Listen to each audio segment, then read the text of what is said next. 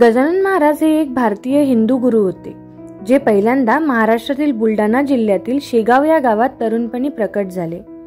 Gregorian कॅलेंडरनुसार महाराजांचा अवतार 23 February 1878 रोजी समोर आला. तोच दिवस प्रगट दिन म्हणून साजरा केला जातो. त्या दिवशी श्री गजानन महाराजांच्या मंदिरातून पालख्या काढल्या जातात आणि त्यांच्या पादुकांची पूजा करण्यात येते.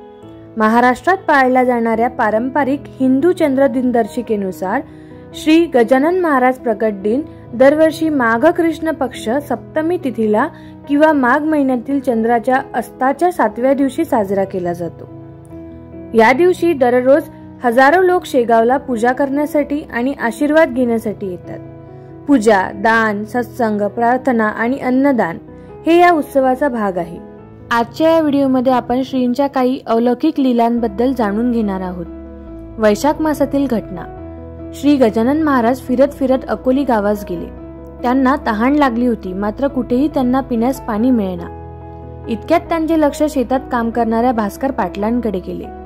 गजानन महाराजांनी भास्कराकडे पाणी मागितले, परंतु त्यांनी पाणी तर दिलेच नाही, शिवाय रागावून बरेच काही सुनावले. हताश झालेल्या महाराजांनी जवळच्या विहिरीवर गेले. हे पाहून भास्कर म्हणाले, अरे वेड्या, ती विहीर 12 वर्षापासून कोरडी आहे. हे ऐकल्यावर खिन्न झालेल्या श्री महाराजांनी परमेश्वराची आळवणी केली. अकोली गाव पाण्यावाचून तहानलेले आहे असे सांगत ईश्वराची प्रार्थना केली.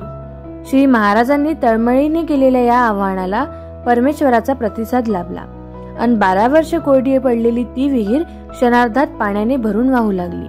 हे दृश्य पाहून अचंबित झालेले भास्कर श्री महाराजांना शरण गेले आणि संसाराचा त्याग करून त्यांच्या सेवेत रुजू झाले. तसेच संत गजानन महाराजांच्या दरबारात अनेक शिष्य व भक्तगण होते.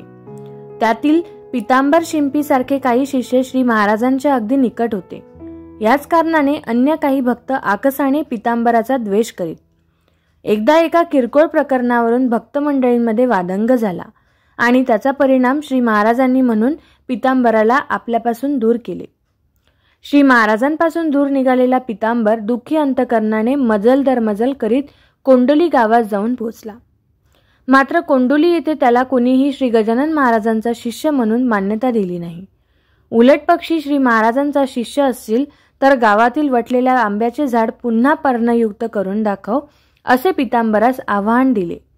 पितांबराने त्यांना समजविण्याचा प्रयत्न केला, मात्र कुणीही त्याचे ऐकून घेण्याच्या मनस्थितीत नव्हते. तेव्हा पितांबराने गुरुमाऊली श्री महाराजांचे मनस्मरण करून त्यांचा नामगजर केला आणि आश्चर्य घडले. पर्णहीन व वटलेल्या अशा त्या आंब्याच्या झाडाला हिरवीगार पालवी फुटली.